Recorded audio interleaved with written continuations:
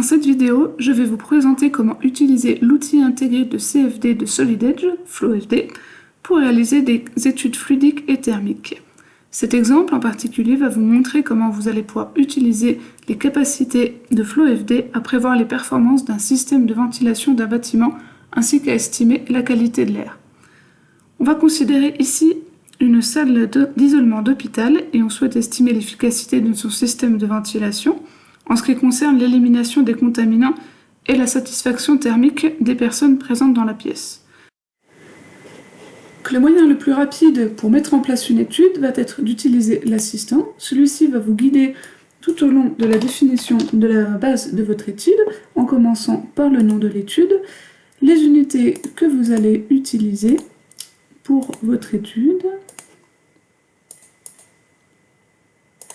ensuite le type d'étude que vous allez réaliser, ainsi que les caractéristiques physiques que vous souhaitez prendre en compte, puis le gaz. Donc nous allons étudier de l'air, mais on souhaite aussi étudier l'impact de l'air expiré contaminé par le patient. Enfin, nous allons terminer par indiquer les conditions initiales de notre modèle, surtout au niveau du type de fluide présent dans la chambre au départ, donc on veut que de l'air et pas d'air contaminé. Donc lorsque l'on termine l'assistant, FlowFD va détecter automatiquement le volume de fluide et nous indiquer le domaine de calcul que l'on voit ici. L'étape suivante va être de mettre en place des conditions limites.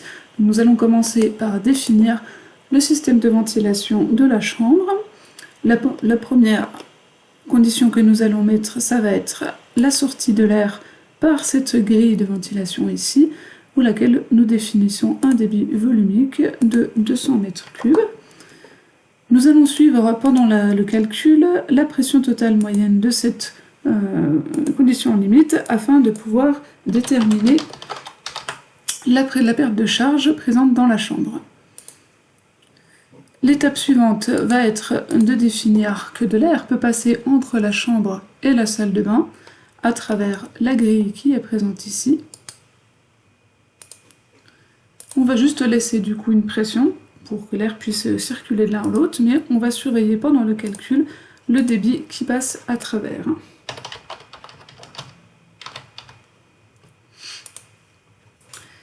Et il nous reste aussi une autre condition limite qui va être l'expiration du patient, puisque le but étant de surveiller l'extraction de l'air contaminé.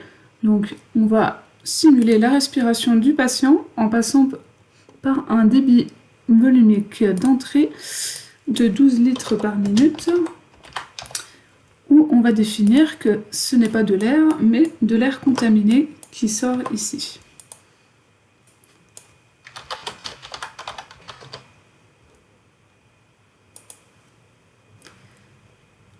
Pour le système de ventilation, il nous reste donc à définir la condition d'entrée. Donc, comme le système est poussé par de l'air à l'intérieur de notre chambre, nous allons le définir ici.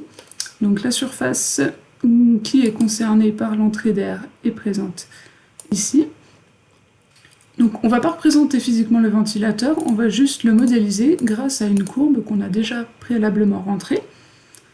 Et on va se contenter de suivre le débit volumique et l'augmentation de pression que produit ce ventilateur. Au niveau fluidique, il nous reste encore un système à définir. On a placé un filtre dans notre chambre à l'entrée de l'air. De même que pour le ventilateur, il n'y a pas besoin de le définir en tant que tel, on va juste le modéliser grâce à une courbe de perte de charge qui a été préalablement définie ici. Donc pour la partie fluidique, c'est terminé. Il nous reste maintenant la partie thermique à définir. Donc on va définir nos sources de chaleur, donc à commencer par le patient qui va émettre 84 watts. Donc de la même façon, on va définir la chaleur émise par notre infirmier qui est présent ici. Donc il produit un peu plus de chaleur puisqu'il est un peu plus actif. Nous avons quelques équipements électroniques dans la chambre qui vont produire aussi de la chaleur. Donc nos luminaires qui sont présents ici, donc ça va juste être la surface basse du luminaire qui va produire au contact de l'air. Donc les deux au total vont produire 120 watts.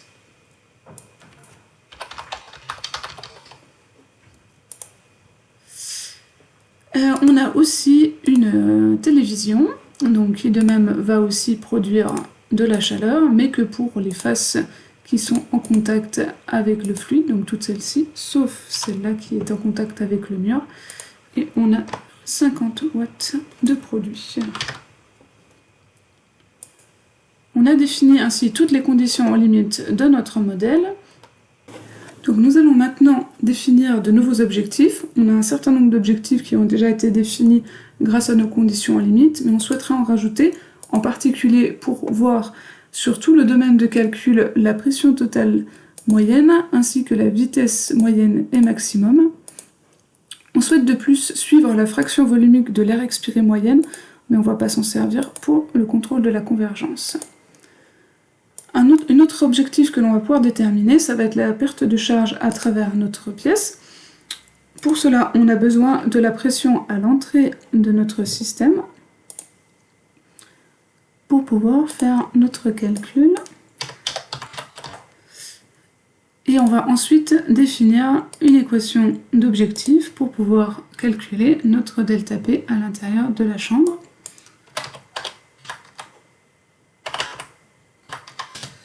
En se servant du coup des objectifs qu'on a définis précédemment, donc là pour l'entrée, et ensuite pour la sortie qui est ici.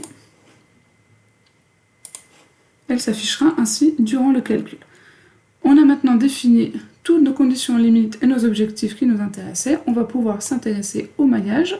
Donc celui-ci peut être calculé de manière globale. On va seulement définir la taille de nos mailles pour avoir un maillage plus ou moins fin à l'intérieur de notre modèle. On a ici deux personnes qui ont une géométrie assez complexe et où il se passe beaucoup de choses autour. On va pour cela du coup rajouter un maillage local autour d'elles afin de les définir un peu plus précisément. Donc en définissant un peu plus de mailles autour de ces éléments.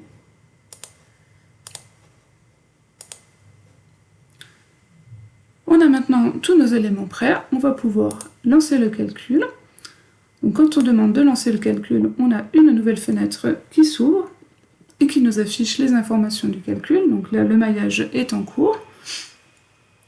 Quand le calcul se lancera, on pourra ainsi suivre les données, en particulier les objectifs que l'on a demandé au départ. On va pouvoir ajouter les objectifs, bon, on les retrouve déjà tous ici.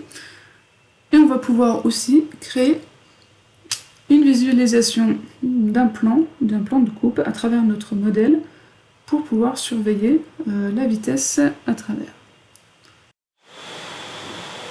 Donc pour créer ce plan, il suffit de venir ici, de définir quel plan on souhaite étudier et quels paramètres on souhaite observer. Et on a ainsi du coup une coupe de notre modèle en ayant les valeurs de la vitesse qu'on va pouvoir suivre tout au long du calcul. Une fois que vous avez réalisé vos calculs, vous allez pouvoir utiliser les outils présents dans FlowFD pour analyser tout ceci. Donc tout cela est disponible ici.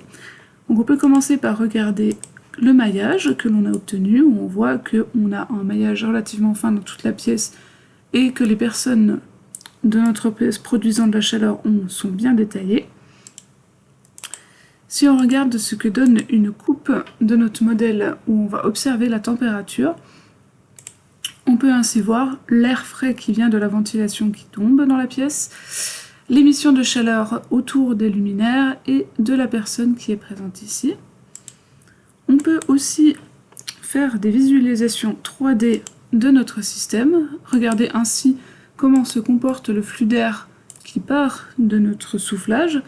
On peut même l'animer pour pouvoir regarder d'où il vient et comment il se comporte. Donc là on voit bien le mouvement de rotation qui est imprégné par le ventilateur qui souffle du coup dans notre pièce et on peut ainsi suivre tous les mouvements de l'air à travers la pièce.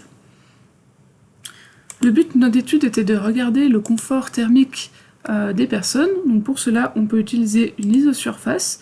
Donc là, on va représenter toutes les surfaces où la vitesse est supérieure à 0,5. Donc c'est une vitesse d'air qui permet d'avoir une sensation d'inconfort de courant d'air. Et on voit bien du coup que c'est localisé juste au niveau de la ventilation ou de la reprise et que du coup au niveau des personnes, il n'y a pas de souci. On souhaitait aussi observer l'extraction de l'air contaminé, voir si celui-ci était bien dispersé et était bien extrait et ne se dispersait pas à travers la pièce.